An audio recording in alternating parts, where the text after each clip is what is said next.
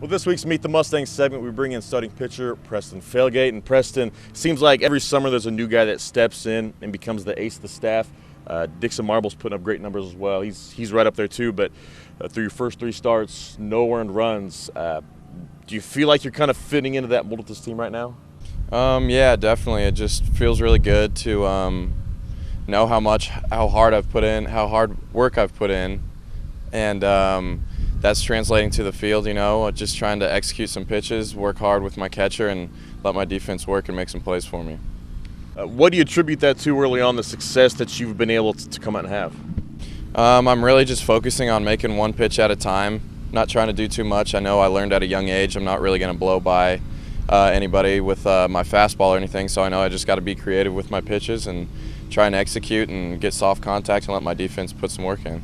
What is your mindset as a guy that's a starter on an off day? I mean, you see in the clubhouse a lot of times or around the locker room that you're chirping, you're staying in the ball game, you're staying really involved. What do you feel like the role is of a starter that's not pitching that day?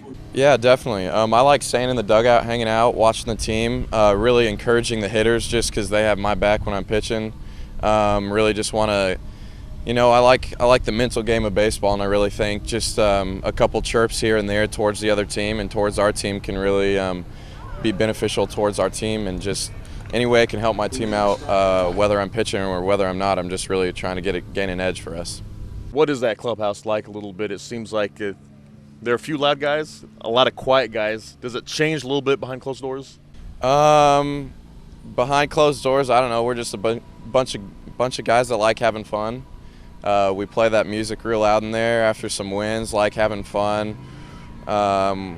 We just like being around each other, hanging out on the field and off the field. So that's bringing some good camaraderie towards the team and showing some success on the field. An ERA just over 3 last year at William Jewell, and obviously coming in putting up huge numbers here. After Tommy John surgery a year ago, is it big to have that first little bit of the way pitching, just to kind of feel things back, get the feel of your pitches back, to where you can come out this summer and do what you're doing now?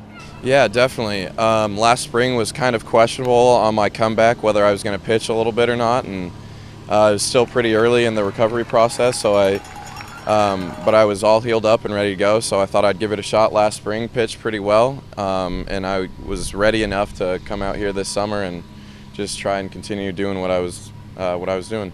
And you have a medical redshirt, so you have one more year left at William Jewell, right? Yes, sir. When you kind of look at where your career is right now and what you're doing right now, do you foresee that career after baseball? Is that something you're really pushing toward right now? Definitely. One of my good teammates, good friends from William Jewell, David Collins, said a quote. He just wanted to keep throwing baseballs as hard as he can for as long as he can, and I just really love that quote. So I'm just keeping that in the back of my mind and continuing to work hard and just taking every day by day, and see what baseball brings me. And if for some reason you don't go down that baseball path, if I read right, you're a double major, right? I actually picked up a little third major in the end before I graduated, so I graduated with 3 degrees from William Jewell, yeah. Now, Spanish, international business, what's number 3? Critical thought and inquiry.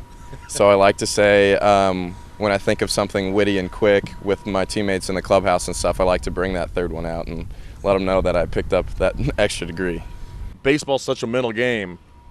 Do you feel like you have an advantage out there on the mound just with what you bring to the table? Some guys are just kind of focus fastball, focus this, focus that, but you're like, you know what, I'm going to take it a step further. Yeah, definitely. I think our program at William Jewell, our head coach Stockton, really encourages that and pushes that for us.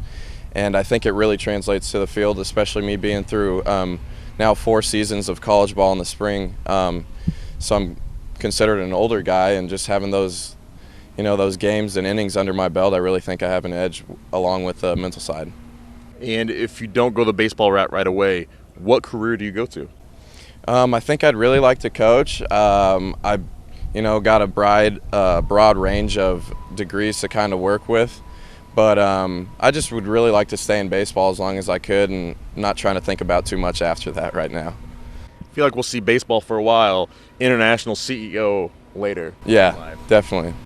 And now you've trimmed up right now. We're used to kind of the long mane and the chops early in the summer. It's gone. Yeah. But do you have the best hair on the team, the best facial hair as well? Asperger was pretty good last year, but... Pretty good. The facial hair thing, the mustache is something, again, at William Jewell we do. Our coach likes us being all clean cut. He doesn't care about long hair, but he'll let us grow a little bit of sideburns and a mustache. So me and my boys at school rock a mustache, and that's what I keep it going for. It worked for the Yankees. Why not William Jewell too, right? Exactly. All right, Preston, I appreciate your time today. Thank you very much.